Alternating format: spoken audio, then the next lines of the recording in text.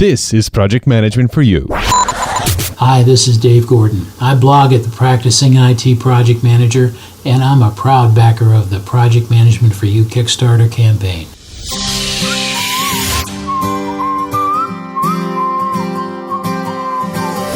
Are you a solopreneur, individual, or small business owner who struggles with ideas and lacks converting those ideas into reality? Do you underpromise, afraid you won't deliver?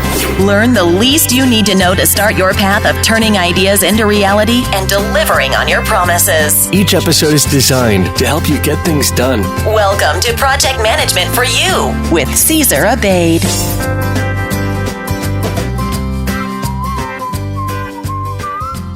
Hello everyone and welcome to the sixth episode of the Project Management for You podcast series. I am Caesar Abade, your host, and it is great to have you here. On this show, I bring you my conversations with the best project managers I know as we try to break down and explain project management to you so you too can start turning your ideas into reality, delivering on your promises, and getting things done by using project management principles. Now, as you know it by now, if you've been listening, this Project Management for You podcast series is running at the same time as a Kickstarter crowdfunding campaign that is helping me write and publish my first book, also called Project Management for You. And just before we get to today's feature segment, I just wanted to give you a quick update on this.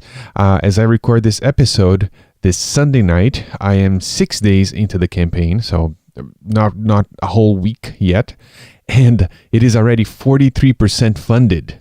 43% funded in just 6 days. I'm really overwhelmed by the support the campaign has had so far. And so if you have helped me, if you're a backer of the campaign, thank you so much. And if you'd like to be one of the first people to get a hold of this book and also support me with this self-publishing process, and you're not a backer yet, head on over to projectmanagementforyou.com and check out the campaign. There's a very entertaining video that I shot in a very unusual place. That's all I'm going to say. You have to go to projectmanagementforyou.com to check it out. So, and if you do send me a message through there and get in touch with me that way. Now, to talk about project management for you today, I have my friend and fellow podcaster, Cornelius Fichtner, to get his take on this important matter. So how about we get started? Cornelius Fichtner has been working as a project manager in his native Switzerland, in Germany, and in the USA for the last 18 years, and received his project management professional credential in April of 2004. He has led projects for a financial services provider, a management consulting company, a national retailer, and an internet startup company. Currently, Cornelius helps project managers to stay on top of the industry with his free project management podcast, of which I am a regular listener, and he helps them pass the project management professional exam, or the PMP exam, with the PM Prepcast, which is the product I used to pass my PMP exam. So his passions are project management methodologies and PMOs. Cornelius is the 2007 chair of the Project Management Institute Orange County chapter.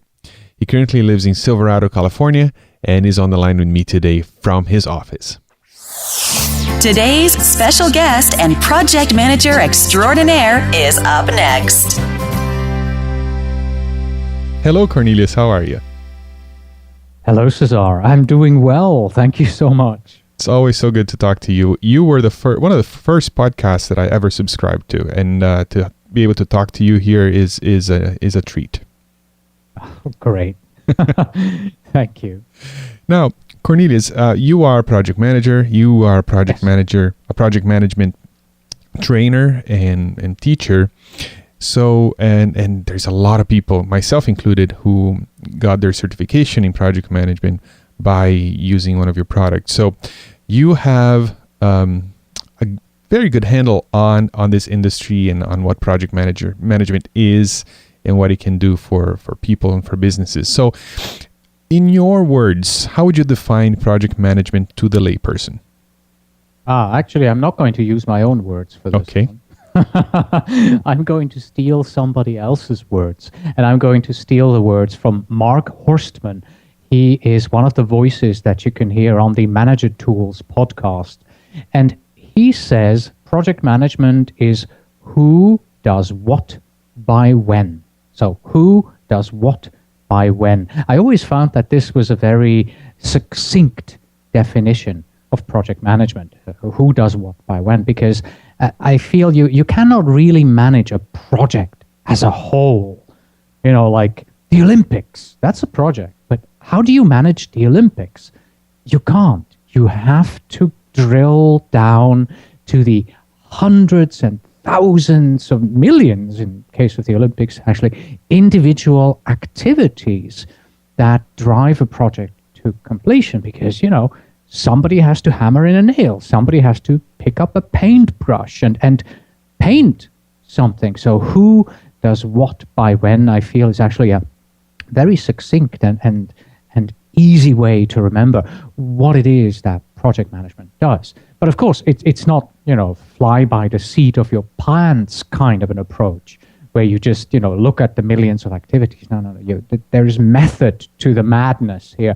And by method, I really mean methodology. I mean project management methodology. And at the core of a project management methodology, we have a life cycle for your project, which is best described as plan, do, check, and act. So first you plan all these activities, then you do the activities, then you check, has it been done in the right quality? Has it been done on the due date? And then you also act. You figure out, okay, why were we late with this particular activity? What do we have to change now that we've learned from this going forward? Do we have to adjust anything? So there's this constant plan, do, check, act cycle that you go through in project management. But in the end, it really boils down to somebody has to do something. There are activities that have to be executed. And you, as the project manager, you have to drive these activities to completion. Mm-hmm. Now, you said activities a lot, and I'd like to just put a parenthesis here and talk about that a little bit. How do we know when we have a project, just let's say a one-line description of something that we need to create or generate? How do we get down from that high level down to the activity level? Oh, well, let's think about shopping. If you open up your fridge and you think, oh gosh, I have to go shopping, what's the first thing you do? Well, you create a shopping list, right? You look at the things that are missing and you put them down. That's basically you're breaking down your idea of shopping into the individual items that you have to bring home from the shop. And it's very similar in project management. So you know you have a project, and this project is building an airplane, right? You know that that's going to be more than one single activity. So you're going to have to start at the very top and say, okay, building an airplane. What do we have to do in order to build an airplane? Well, let's once again look at plan, do, check, act. So, okay, we start with planning. What do we have to plan? What are the individual items that we're going to have to build and procure and generate in order to build our airplane? So you go from this high-level idea of we want to build an airplane down to the screw level, where you have a clear bill of materials that says we need 62,000 screws of this size. So you break things down from the top to the very smallest item that you can have at the bottom. Mm-hmm. And the cool thing about project management, and I didn't understand this until I started studying it, is that it provides you with tools, techniques, and ways to systematically approach a complex project like building an airplane.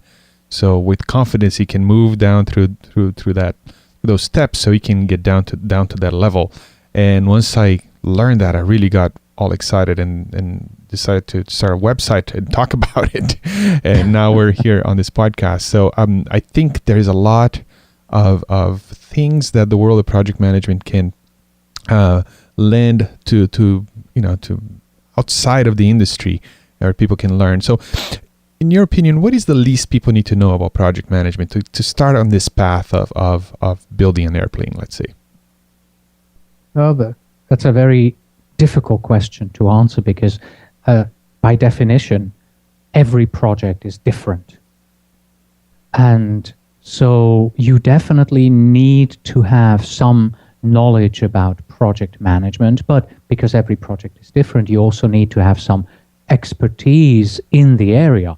Frankly, if you gave me a project to build an airplane, I would not fly on that airplane because I don't have the experience in it. But other people do. Okay, so my recommendation, seriously, is get some actual training in project management. Get some formal training in a classroom, or get some informal training via podcasts. Learn the basics of project management through some form of training. The expertise in the industry where the project is, that has to come from elsewhere. That is your career path that you've gone through so far. If you are in aerospace, then go ahead, build a space rocket. But if you are in aerospace, please don't build the bridge that I have to drive over, because, that's a totally different beast. If you don't want to get any formal training, then my suggestion is get at least a basic understanding of some project management best practices. Everyone who has ever organized a birthday party knows that, well, by the third time you organize a birthday party, you can pull this off much better than when you did it the first time. So you learn from your past experience in birthday party management and project management.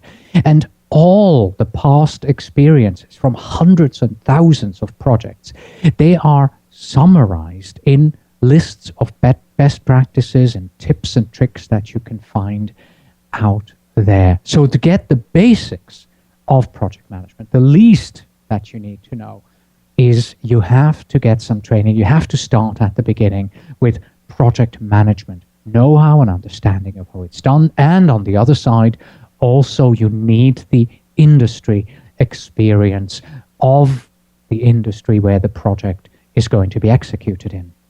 Very good. Now, Cornelius, this is not my idea, but I always say that project management is also a way of bringing ideas to reality. Do you agree with that? And if so, are there stages? You mentioned plan, do, check, and act. Is that what you mean by that? Are those the stages of bringing an idea to reality? Mm-hmm. Well, first of all, yes, I agree. Project management means taking an idea, running with it, and bringing it to reality. Most often what we actually say is that project management is the means how businesses change themselves. If you look at modern businesses today, everybody has a strategy. We have a 5-year strategic plan in our company. In 5 years from now, we want to be here. Well, how are we going to get there? Well, we're going to have to start 6 projects that change the way how we do things.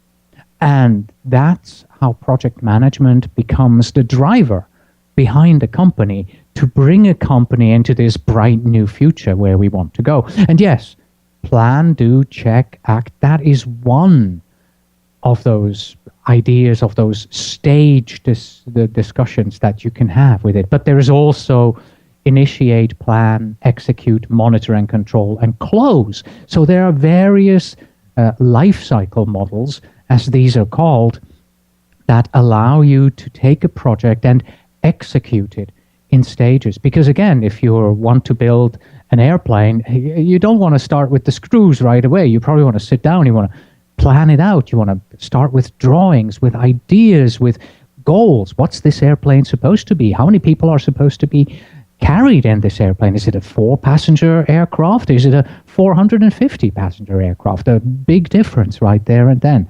So you want to look at life cycle models, you want to look at project management methodologies, and you want to select the one that fits your particular project best. Mm-hmm. there are so many, and I studied from from your prepcast and read the PMBOK guide, and there's all these resources that we can learn about all these tools and techniques that are available to project managers. Is there one particular technique from project management that you could recommend to those who are not versed in project management that they could start using right now and seeing some results when trying to get things done? Yes, that's Agile. Agile project management approaches. And I'm recommending that because it seems to be something that's just inherent within humans and what we do. I mean, think about it. I earlier talked about the example of managing a birthday party. Project management, or just managing these kind of events, it seems to be something that's inherent to us. And I feel that Agile project management, and in particular Scrum, gives you the opportunity to take what you have within you and turn it into project management, so to speak. And there's a video on YouTube, I think it's called Scrum in Under 10 Minutes. I think that's what the video title is. And that particular video explains the process that you follow in Agile and Scrum quite well. And it really is somewhere around 9.5 minutes in duration. So basically what Agile is, you execute your project in 2 to 4 week long iterations or sprints. So you work on the project for 2 to 4 weeks, and in that time you develop something. And this something is based on your product backlog. So very early on, you start just jotting down all the ideas, all the features that you have, that the customer has for the project. What is this supposed to look like in the end? And so you get this huge list, which is called the product backlog. And then you take enough items out of that product backlog, and it's then called the iteration backlog. And these items are the ones that we're going to be focusing on in the next 2 to 4 weeks. If we have a team of 2 people working on our project, well, we can only take out so many things out of the backlog and give it to those 2 people to be working on. But if you have 6 people working on, well, you can take more out of the backlog and work on it for the next 2 to 4 weeks. And during that 2 to 4 weeks, you then develop the items that you have selected. At the end of that sprint, at the end of that iteration, you present the items that are finished to the product owner. And the idea is actually to select just enough items for the sprint so that you can really complete them. And at the end of the sprint, the idea is that because these items are now all finished, we can now put them into production. We can now use them already. So that means instead of having to wait with releasing the product of the project you're working on for months and months and months and months, well, you will have something there that is hopefully production ready at the end of the first sprint, at the end of the first iteration where you're working on this. Next, you'll be sitting down with your project team. You'll be reflecting on how did this sprint go for us? What did we do right? What did we do wrong? And based on that reflection, you change the way that you do things. You fix things that didn't work, or you strengthen things that worked quite well. And then, well, you go back to your backlog. You pick the next series of items that you want to develop during the next sprint, and you continue. The good thing about this is, well, if the customer suddenly comes back and says, the 24th thing that we have in the product backlog, we don't need that anymore. You say, fine, we'll just take it out. Not a problem. Or if the customer comes and says, there are 16 more things I need to put into the backlog, you say, fine, let's just put them in. The current sprint will be finished in 5 days. And then when we plan the next sprint, we can talk about which of these items has now the highest priority, which ones we should be working on in the next sprint. So Agile project management, a very flexible way of leading your projects, of getting things done, getting things completed. And do take a look at that YouTube video, the Scrum in under 10 minutes. It's really worth it. That's fantastic. I'm gonna put a link to it on the show notes, and never had it explained it to me like that. It makes a lot of sense, and it sounds very let's say not scary to the people from the outside. Yeah, basically, again, it's who does what by when. Okay, the by when is clear in Agile because, well, it's a 2 to 4 week development cycle. The who will also be very clear because the what is in our backlog. We take the what out of the backlog and we decide, okay, these 15 things, that's the what that we're going to develop by the when in 2 to 4 weeks. Now, who wants to work on this one? Who wants to work on this one? And the team then decides among themselves, I'm going to work on these 3 things. You're going to work on these 4 things. Joe over there is working on that. Susan is working here. And so the team defines who does what by when. Mm-hmm. And I think one of the best places to see this in action is the App Store. Well, there'll be a new app and you download it, and then every couple weeks or every 3 weeks there's an update to that app, and then you look at the description and you can see all the features that were added in that last sprint, I guess you would call it, and some of the bugs that worked out. And then you know that in a month or 2 later there's going to be a new update, and they keep improving and adding features to that project, and it's almost watching that in action. Very cool. Now, Cornelius, speaking of who does what when, let's talk about the who for a second here. Projects often means that you're going to be working with other people. So what is the best way to know when and what? Let's say to delegation. What is the best way to know when and what to delegate to people, and then to encourage people to collaborate on a project with you? Right. Well, delegation is a topic in and of itself that we could talk about for hours and hours probably.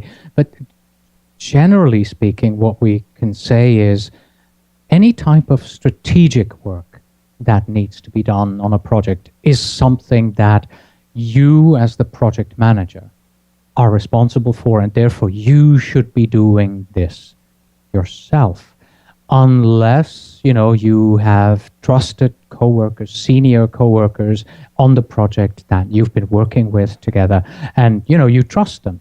And you can say, look, we have this strategic item here that I need you to work on. For example, you have to go meet with the customer and discuss the budget with the customer, budget changes with the customer. That's something very strategic. That's at the core of the project. So that's probably something that you as the project manager should do. But if there's someone on your team who has proven themselves in the past, I'm very good in dealing with the customer and talking money, well, why not delegate it to them? But normally, strategic items, that's something that you should keep to yourself as the project manager and do them yourself. The tasks, however, the activities, the things that need to get done, the work, that of course then is what you need to delegate to your team members. And most often the way you delegate is you look at the items that are on the list and you say, okay, who has the qualifications here to do this particular activity at the quality that we need, and also finish it by the time that we should have it finished. And in this way, you figure out who, or rather whom, you're going to delegate this to. But at some point, it's going to get boring for people because, hey, you're always giving me the tasks where I have to edit Word documents and make them pretty. I'd like to do something new occasionally. I'd like to learn something as well. That's stretch assignments. So people want to learn, people want to do something new and challenging. So there are those stretch assignments as well, where exactly, well, this is a little bit beyond of what he or she's experience is, but let's see how they do. So you clearly assign that task to them, telling them, I know you've never done this before, but I'm going to help you through this. So you're going to assign, to delegate a task to someone, a stretch task, and then you provide the necessary support, you provide the necessary training. If it's something where training is required and before the task can even be started. So there are many techniques that you can use in this way to delegate, many criteria to look at to delegate, but on a very high level, strategic items, they remain with the project management team, so with the people that lead the project, whereas the day-to-day tasks, so to speak, those are the ones that are to be delegated among the project team. Mm-hmm. Now, Cornelius, people listening right now who'd like to either get into project management or perhaps get in a better track with their career in project management. Let's say they are already in the industry, but they'd like to do better. Do you have any tips for them? I don't, but Dev Ramcharan does. I just recently did an interview with Dev on my very own project management podcast. And the idea behind this interview was that, most of us, we are accidental project managers. You work in an office somewhere and suddenly somebody comes to you and says, we need to get something done here. And I'd like you to take on this activity. And suddenly, you're a project manager. You're suddenly leading 3 or 4 people. Now what? What are the skills you need? And a year goes by and suddenly you realize, well, I've just changed careers. I'm suddenly a project manager. Now what? And Dev Ramcharan is not only a project manager, he's also PMP certified. He's also a career coach. And I did 3 interviews with him. It's called Project Management Career Optimization. And this is with starting with episode number 280 of the Project Management Podcast. And the one thing that Dev did is he didn't just do the interview with me, he also provided a free career optimization package. It's just over 30 pages long, and it will sort of give you the tools and workbooks that you need in order to look at your career as a project manager and see where you're at and drive your career forward into the direction where you'd like to go. And like I said, it's free for the taking. And the place to go to is pm-podcast.com/career. So pm-podcast.com/career. That's where you can download this free package. Wow. And it's 30. Okay, that sounds like a great value. I'm gonna go check it out myself. 30 pages, you said. I think it is 32. Wow. No, sounds like a great resource, and I might reach out. I think there are eight tools are in there, if I'm not totally mistaken. I don't remember off the top of my head. Mm-hmm. I might even reach out to Dev himself and see if maybe he'll come on the show and share some thoughts on that. Very cool. Now, thank you for that. Cornelius, what is your final thought here for the listener who wants to learn and use project management and maybe doesn't know where to start, or then they feel a little bit stuck when it comes to their projects? Yes. My recommendation is start right in front of your nose, because any assignment that you are given at work can be your first project. So don't go and ask your boss, please make me a project manager of project X. Instead, look at the work that you have, look at the work that you've been given, and execute that work using project management best practices. Initiate it as a project, plan it as a project, execute it as a project, and control it and close it. And you'll want to use the right life cycle, the right approach that makes sense for that particular assignment. So look into Agile, look into even maybe Six Sigma. The life cycle there is called the MAIC. And also then show your boss and the people around you that you know how projects are done by tailoring this methodology and then applying it to your assignments. And also, don't forget to tell them that you are constantly doing this. Tell them that the tasks that you have been giving me, I'm managing these as a project. And this is the methodology. This is the approach. This is the way that I'm doing this. Because in this way, they can see that you have what it takes to manage, quote unquote, real projects, bigger projects. And that will give them the confidence that they can assign bigger and more important tasks and, of course, projects to you over time as well. So that's my recommendation to everyone. Start with the work you have in front of you. Make it your project. Couldn't agree more. Cornelius, thank you so much again for your time. If people want to learn more about you and what you do, where should they go? pm-podcast.com. Thank you so much for having me. Project Management for You. Promises delivered. Gain more insight with Caesar's book, Project Management for You, at projectmanagementforyou.com. So there you go. I hope you enjoyed my conversation with Cornelius. I mean, he's always so entertaining and so full of knowledge on project management topics, because as a trainer, he's always on top of things because he needs to help people pass both the PMP exam and also the Agile exam that the PMI offers. So Cornelius is a wealth of knowledge in this area. So if you are interested in getting these certifications, make sure to check out his materials. Now, Cornelius has also, if you like podcasts, he's also the host and the producer of the top project management podcast online since forever. It's the PM podcast, the project management podcast, which you can find at pm-podcast.com. And I believe that we may have talked about this, but his podcast is probably the first podcast that I ever, one of the first podcasts I ever subscribed to way back in 2006-ish.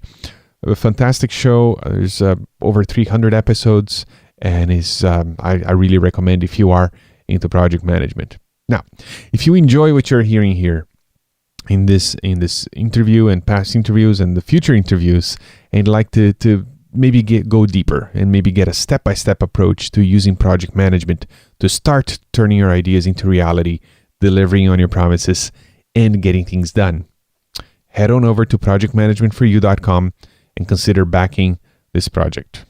Now, if you're listening to this episode way into the future, past November 1st, 2014, which is the official end of the campaign, still go to projectmanagementforyou.com, because that's going to be a page where you'll be able to buy this book if the campaign is successful and the book is funded. So projectmanagementforyou.com is the place to go.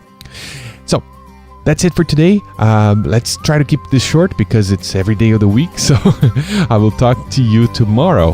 And until then, remember that life is a project and you, my friend, are the manager. Ciao, ciao. Thank you for listening. Tune in next time for more inspiring interviews and key information to help you get things done. Want to learn more? Go to projectmanagementforyou.com and order Caesar's book, Project Management for You. Your path of turning ideas into reality starts now.